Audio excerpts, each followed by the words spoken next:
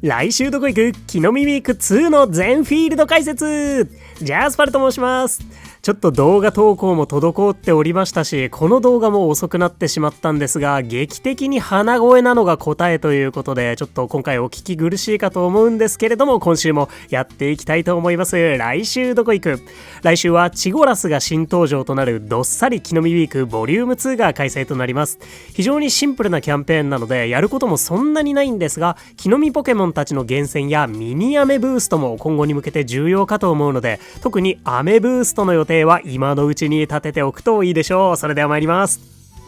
ということで、まず最初に来週の予定を超ざっくり確認してから木の実ウィーク2の全フィールド解説やっていきたいと思います。ってことで、まずは来週の予定から。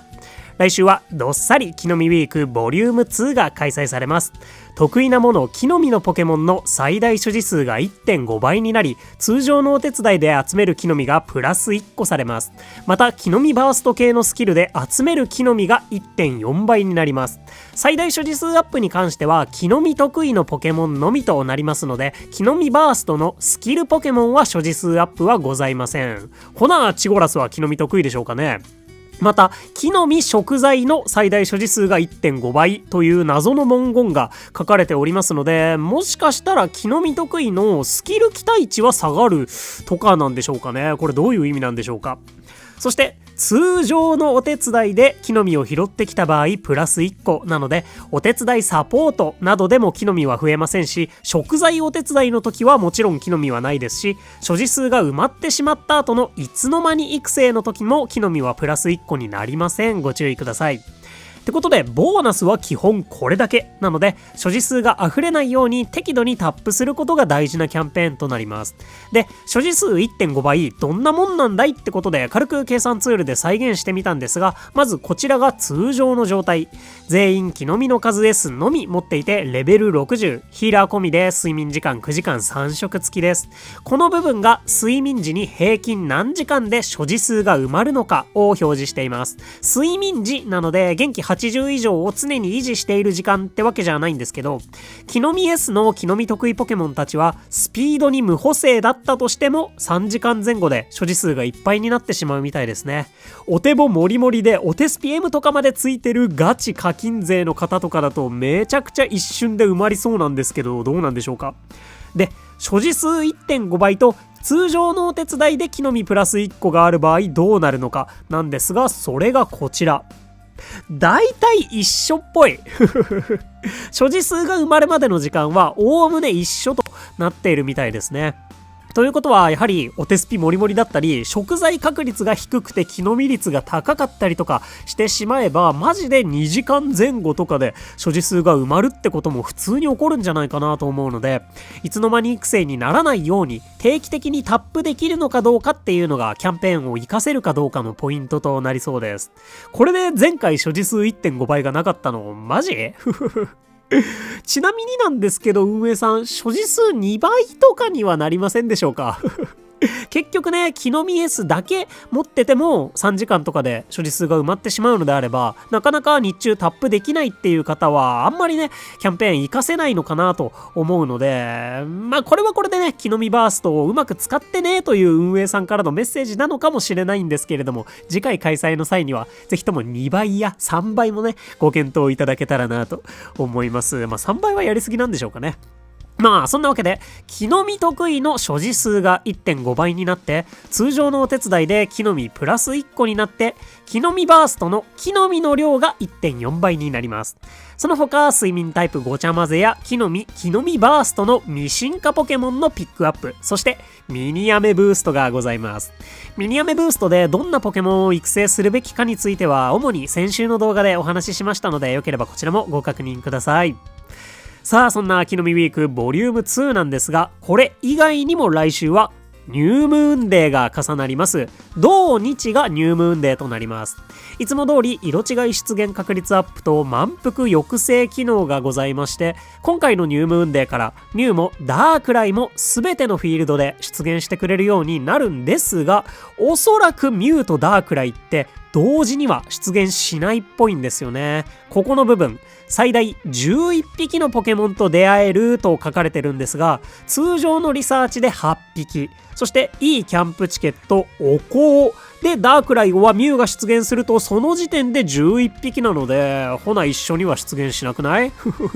コメントではね、初ゲットのタイミングでは同じフィールドにダークライとミュウがいたこともあるよって聞いているので、まあ同時に出せないわけではなくて、12匹以上出現させるのに現在問題があるということなのかもしれませんね。いつかね、幻のポケモンたちがたくさん寝ている姿も見てみたいものです。なお、出会いやすさはミュウとダークライで異なりという文が書かれているんですが、これはそれぞれ個別で出会えなかった時の出現率アップが管理されているよっていうだけで、出現率が違うってことはないですよね。もしかすると新登場のミュウの方が出会いやすくて、ダークライは出現率が落ちてるとかあるのかもなぁとちょっと思ったんですけど、先月のお知らせの追記の部分では、より出会えるよう仕様の見直しを検討しておりますとのことだったので、フィールド面以外でもより出会えるようになっていることを願いたいところですね。まあそんな感じで、来週は木の実ウィークと同日はニュームーンデーがございます。木の実のポケモンたちなるべくタップしてあげましょう。本当にポケモンスリープ的には珍しいキャンペーンですよね。そしてもう一個だけトピック触れておきたいと思います。ガチゴラスの寝顔。先日のデータ更新でガチゴラスの寝顔のデータが追加されているようなんですが、ガチゴラス寝顔3つってことで、どうやらね、ガチゴラスお腹の上寝がないっぽいんですよね。なお、ガチゴラスの体長は 2.5 メートル、重さ270キロとされているみたいなんですが、お腹の上寝がないポケモンとしては、イワークとかハガネールはまあでかすぎるので妥当かなと思うんですが、体長 2.2 メートルの雪の王、これもお腹の上寝なしで、同じく体長 2.2 メートルの海竜は雪の王より重たい220キロ、ガチゴラスよりは軽いんですが、にもかかわらずお腹の上乗れてますし、重さ360キロのボスゴドラもお腹の上寝があるということで、もしかすると重さが問題なんじゃなくてサイズが問題な可能性がありそうですね。2.2 メートル前後に何かしらの基準があるのかもしれません。カビゴンがこれぐらいのサイズだったように記憶してるんですけれども、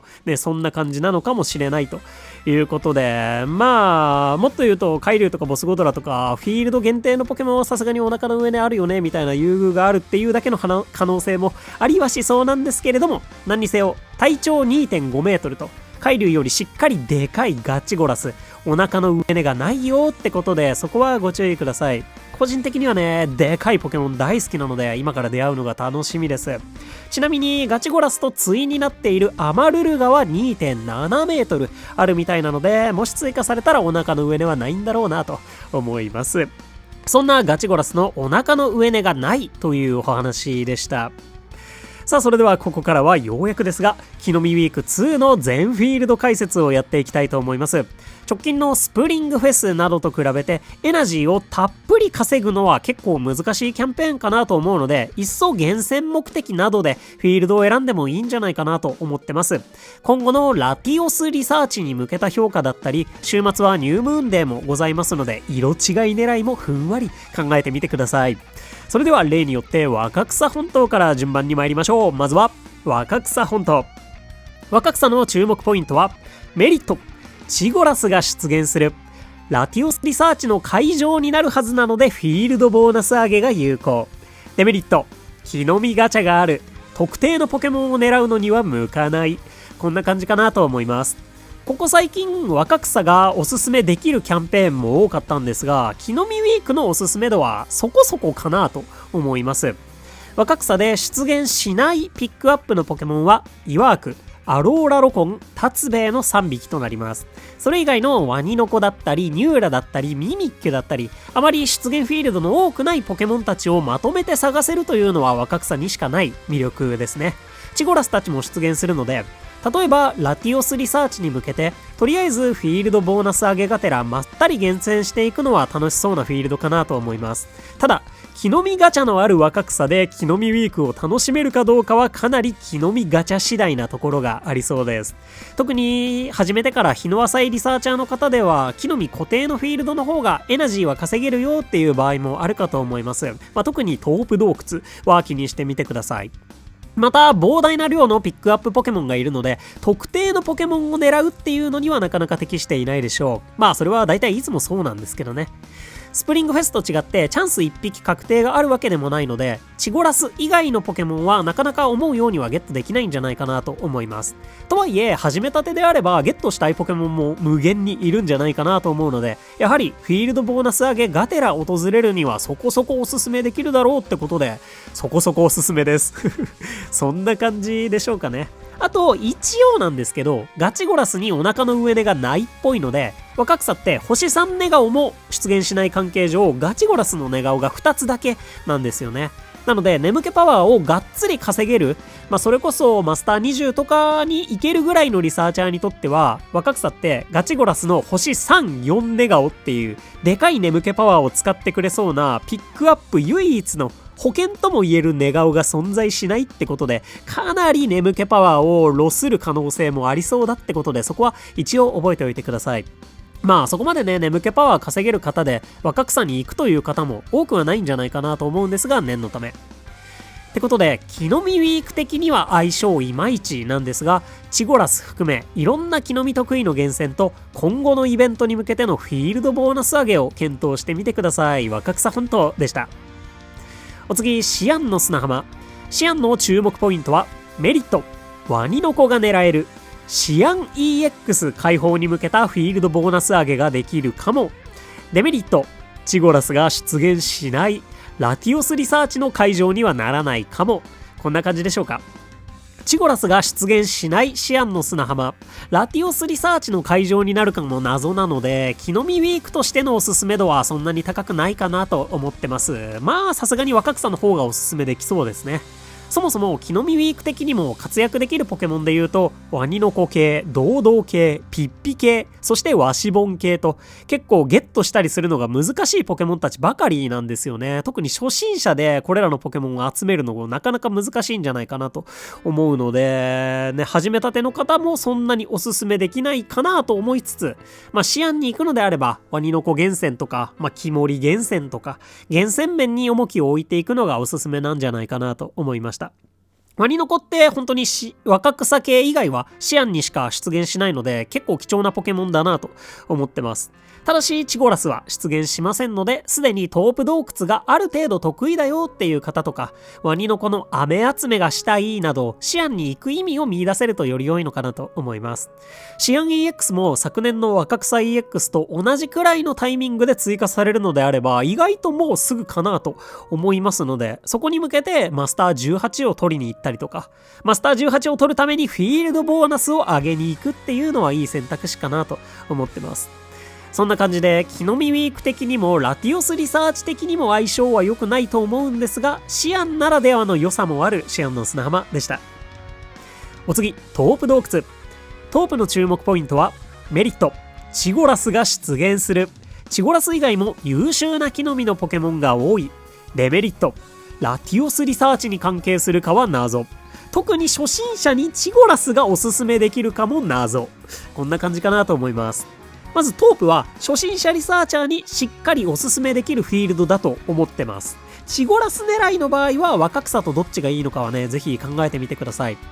トープの良さはピックアップされているポケモンの、質の高さというと若干語弊があるかもしれないんですけれども、それなんじゃないかなと思ってます。新登場のチゴラスや他には若草 EX にしか出現しないイワークなんかを筆頭に出現フィールドの少ない日の嵐だったり、飴が集めやすくて無課金にもとてもおすすめできるアチャモや水五郎、飴をアローラロコンを育てるために使っても良い原種ロコンなどなどおすすめできるポケモンが多いので、とりあえずトープを選んでも問題ないんじゃないかなと思ってます。日の嵐は今後翡翠爆風雲が来る可能性もありますよね。翡翠のポケモンたちがポケモンスリープに来られるかは謎なんですけど、ガチゴラスは1億年前から生きてたというか、化石ポケモンがしれっと登場してくれてますので、期待しておきたいなと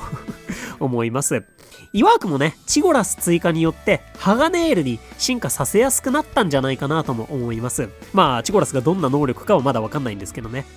そんなわけで、厳選面は非常に優秀なトープ洞窟なんですが、ラティオスリサーチの準備として見ると有効かどうかはちょっと謎なんですよね。オンバット以降、なぜかトープに追加ラッシュが来ているので、何かの間違いでラティオスがトープに来てくれる可能性もあるのかなとは思ってるんですけど、ラティアスリサーチと同様であればトープは開催フィールドにはならないはずなので、フィールドボーナス上げもシンプルにトープのためという感じになるかなと思います。チゴラス自体もラティオスリサーチで活躍するかは謎なので、より厳選に重きを置くならトープ、厳選はそこそこでもラティオスリサーチなど今後のイベントに向けて若草のフィールドボーナスもついでに上げたいなって思ったら若草っていう感じで考えてみていただけるといいのかなと思います。トープで活躍できる木の実のポケモンがいない場合はいっそ若草いっちゃうのもありでしょうかね。手持ちのポケモンだったりご自身の好みに合わせて選んでみてください。そんなチゴラスや木の実のポケモン狙いに有効なトープ洞窟でした。お次、卯の花雪原。卯の花の注目ポイントはメリット、ニューラやアローラロコンなど比較的狙いづらいポケモンが探せるかも。ダークライを実戦投入できるいいタイミング。デメリット、チゴラスが出現しない。特にニューラの小ピックアップはあまり信用できない気がする。あとこれはデメリットではないんですが、ダークライは卯の花じゃなくても出現する。こんな感じでしょうか。卯の花の魅力は普段なかなか狙いづらいニューラやアローラロコン、ナマケロあたりの強力かつユニークな性能なポケモンが数多く出現することかなと思ってます。ニューラは単体でも非常に強力なんですが、ダークライとの組み合わせも魅力的ですし、アローラロコンやタマザラシは毎年ホリデーでの活躍が期待されてますよね。で、ゲットできなくても飴を原種ロコンの育成やホリデータマザラシの育成に回せるのもグッドかなと思います。そして彼らをすでに育成しているという方はオール得意のダークライを筆頭に、みんな卯の花の木の実のポケモンたちって食材の能力も高めなポケモンたちなので、木の実ウィークを楽しみつつしっかりエナジーも稼げるんじゃないかなと思ってます。ってことで、ニューラやアロコンの厳選育成やダークライで遊んでみるなど、卯の花らしい魅力が詰まった木の実ウィークではあるんですが、デメリットとして挙げたのが特にニューラの小ピックアップ、結構不安なんですよね。そもそも例えばスプリングフェスでもアンバーで小ピックアップだったタツベイとか無進化ポケモンのミカルゲとか、2日に1回会えてたらいい方くらいの体感でした。体感なんですけどね。ミカルゲはね、出現率が低いのか、単に眠気パワー消費が大きいからなのか、他のポケモンより結構出会いにくい印象なので、同じく無進化ポケモンのニューラ1点狙いで卯の花へ行くとなると、分割睡眠やらウトウト狙いやら何かしら策を講じた方がいいんだろうなとは思います。あと、これは別にデメリットというわけではないんですが、ダークライについて今回のニュームーンデーから全フィールドで出現するようになったので、別に卯の花に来なくてよくなりましたが、卯の花だとダークライが出現しやすいとかあったりするんでしょうかね。もしね、個別に出会いやすさが違うのであればあってもおかしくなさそうなんですけど、それが判明するのにもそこそこ時間はかかりそうですね。そんなわけで魅力もしっかりあるんですが、狙いの厳選面に不安も抱えていそうな卯の花雪原でした。お次、ラピスラズリコ班。ラピスの注目ポイントはメリット、エナジー稼ぎに向いているポケモンが多い。地味にドードーが貴重。ラティオスリサーチのためのフィールドボーナス上げに有効かも。デメリット、チゴラスが出現しない。眠気パワーが稼げてもリサーチは下振れそう。そんな感じでしょうか。ラピス、デメリット的なところってあんまり思い浮かばなかったんですよね。まあ、チゴラスが出現しないというのが致命的な可能性はあるんですが、普通にジュカインとかバシャーモとか、クレセリア、ネイティ、ムシャーナでキノミウィークの恩恵も受けながら楽しみつつ、各種飴集めをするのなんかにも良さそうだなと思います。何気に若草系以外で唯一ドーが出現するフィールドなので、シアン EX に向けた飛行タイプの木の実ポケモン探しにも使えそうってことで、始めてから日の浅めな方でもそれなりに遊んでいるリサーチャーでも行く価値はあるのかなと思いました。ただエナジーが稼ぎやすそうな一方でガチゴラスがいないので、リサーチの質はなかなかなことになるんじゃないかなと思ってます。まあ別にその眠気パワー消費的な意味なんですけどね。それでいてピックアップが少ないわけでもないので、ミニリュウとかラルトスとかヌイコグマとかラピス固有のポケモンを探すのにもなかなか適していないでしょうし、そのあたりね、判断難しいところかなと思います。何より最近ラピスをおすすめできるキャンペーンが多かったので、例えばすでにマスター20取ってたりとか、フィールドボーナスがカンストしてたりとか、今回活躍してくれるポケモンたちの育成はあらかた終わってたりみたいな、そっちの方が問題な人も多いような気はしますね。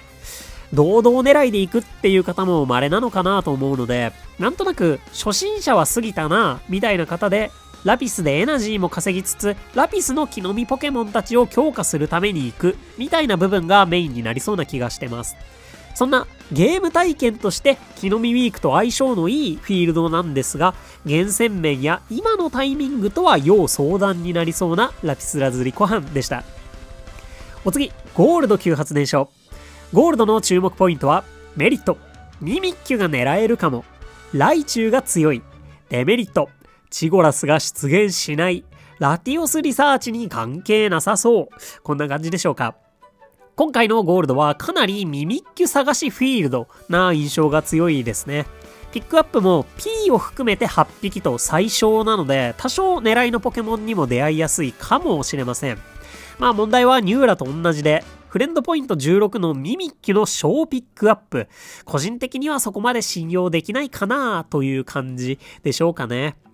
あとは多くの方が育成しているかと思いますライチュウが活躍できるフィールドなので、それなりに多くの方が木の実ウィークとしての楽しさも味わえるのかなとは思ってます。ガチゴラスの能力次第ではイワークをハガネールに進化させて実戦投入するなんていうのも面白そうです。まあこれも問題はチゴラスが出現しないので、代わりをゲットする前に進化させなきゃいけないことなんですけどね。それに加えてラティオスリサーチの開催フィールドになるかも微妙なので、トータルのおすすめ度は高くない印象です。卯の花みたいな感じでしっかりと狙いを絞っていくのがいいのかなと思います。ゴールド級発電所でした。お次、アンバー渓谷。アンバーの注目ポイントはメリット、チゴラスが出現する。タツベイも出現する。ラティオスリサーチのためのフィールドボーナス上げが有効かも。デメリット、難易度が高い。こんな感じでしょうか。まずアンバー、難易度さえどうにかできるならかなりおすすめできるフィールドだと思ってます。チゴラスも出てくるし、タツベイも出てくるし、タツベイを筆頭にキャタピー、アーボ、チルットもラティオスリサーチでアンバーに来れるのであれば活躍するかもしれないし、フィールドボーナス上げも嬉しいってことで、タイミング的にもおすすめポイント目白押しかなと思います。私の予想ではラティオスリサーチの前のキャンペーンでもミニアメブーストが来るんじゃないかと思ってるので、タツベイの育成もまだ間に合うかもしれないということで、最大のデメリットはシンプルに難易度が高いことなんじゃないかなと思ってます。木の実プラス1個で全ての木の実系ポケモンが強化されるんですが、言ってしまえばそれだけで、そもそもタツベイやアンバーの木の実のポケモンを探しに行くつもりであれば、キャンペーンの恩恵もほとんどないかなと思います。まあエナジー的な恩恵が少なそうだぞと。で、解放したてであればポケモン8匹ラインもなかなか遠いかと思うので、例えばトープや若草と比べて要検討かと思うんですけど、とはいえ解放できてるのであれば、まずはここから考えてみても良さそうってぐらいにはおすすめできるフィールドかとは思ってます。そんなタイミング的にも内容的にもおすすめできるアンバー渓谷でした。最後、若草 EX。 若草 EX の注目ポイントはメリット、チゴラスが出現する。ニュームーンデーの色違い率が多分高い。貴重な木の実のポケモンも多く出現する。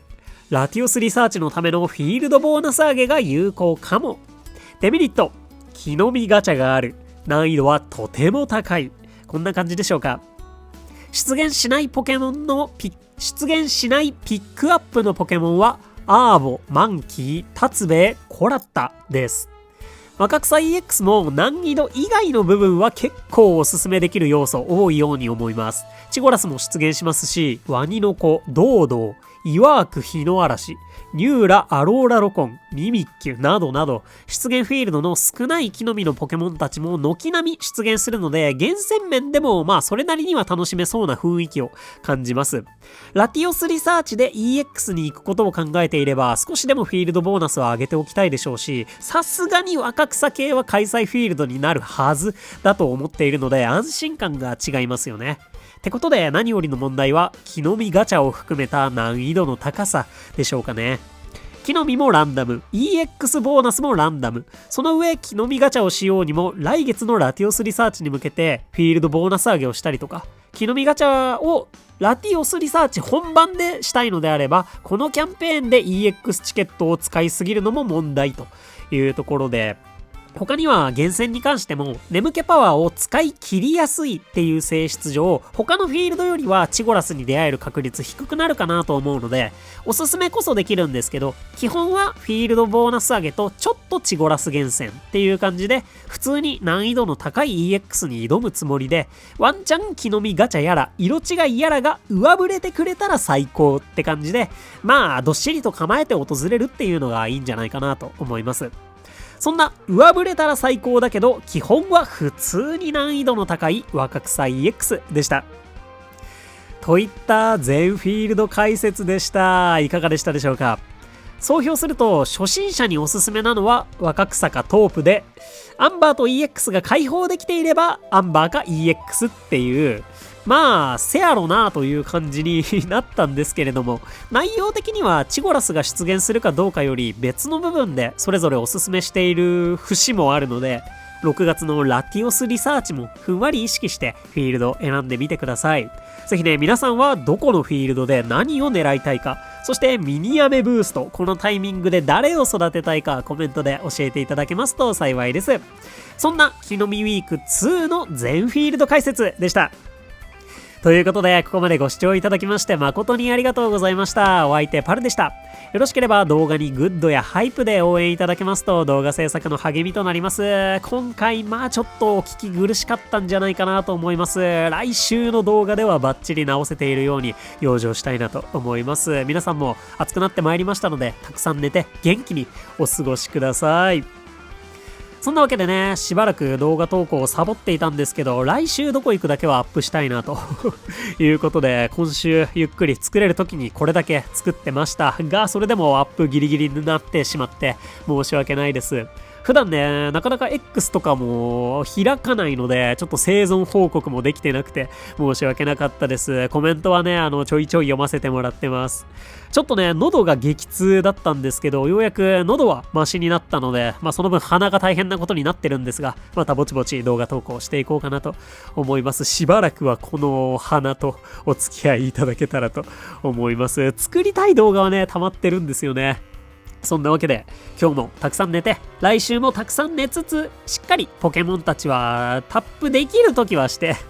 木の実ウィーク楽しんでいきましょう。来週くらいにはラティオスの続報なんかも来るかもしれないので備えておきましょう。そんなわけで皆さんもご自愛ください。来週も元気にいってらっしゃい。またね、バイバーイ。